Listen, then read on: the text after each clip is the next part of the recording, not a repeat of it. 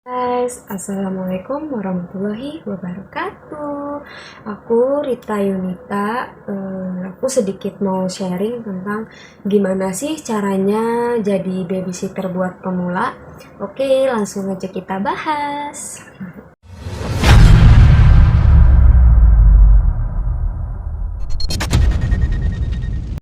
Jadi buat kalian yang mau masuk jadi babysitter, yang pertama kalian tuh harus pikirin mateng-mateng dulu.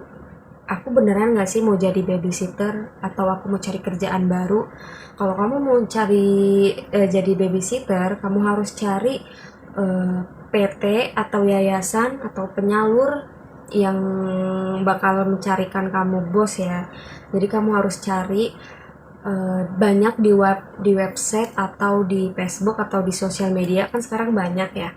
Jadi dulu tuh sebelum aku masuk jadi babysitter, aku kerja dulu jadi PRT. Nah, sedangkan apa namanya, pengeluaran aku dan kebutuhan tuh aku tuh makin apa sih, makin banyak. Nah, kok kebutuhan aku makin lama makin banyak dan tidak terpenuhi kan. Jadi aku mikir aku harus kerja apa ya biar gajinya itu lebih besar. Nah, terus aku tanya-tanya kan. Akhirnya aku masuk jadi babysitter. Nah, apa aja sih Kak persyaratannya jadi babysitter?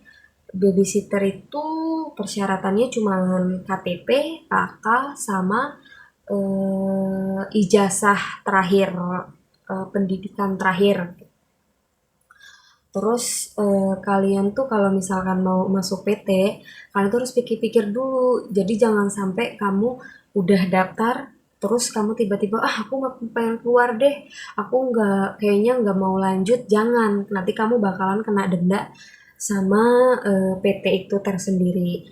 Jadi kalau misalkan kamu mau benar-benar masuk, kamu harus nekat sampai selesai kamu dapat bos dan dapat gaji. Setelah kamu dapat PT yang kamu mau dan kamu tuju, kamu datang ke kantor PT tersebut, lalu kamu daftar dengan membawa perlengkapan data-data diri kamu, lalu kamu daftar. Nah, di situ nanti kamu akan ditanyai sama stafnya, gitu kan. Nah, terus habis itu setelah kita daftar, terus kita dijelaskan sama stafnya masalah pembayaran dan pemotongan gaji selama 2 bulan kerja dari setengah gaji kita. Nah, setelah itu apa namanya?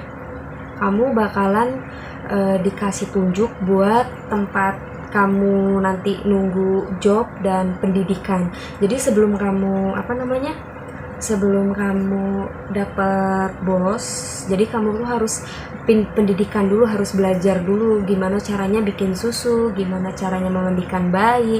Karena kan kita kerja babysitter itu apa namanya, ngurus ngurus anak ya, ngurus anak orang, ngurus anak majikan tadi.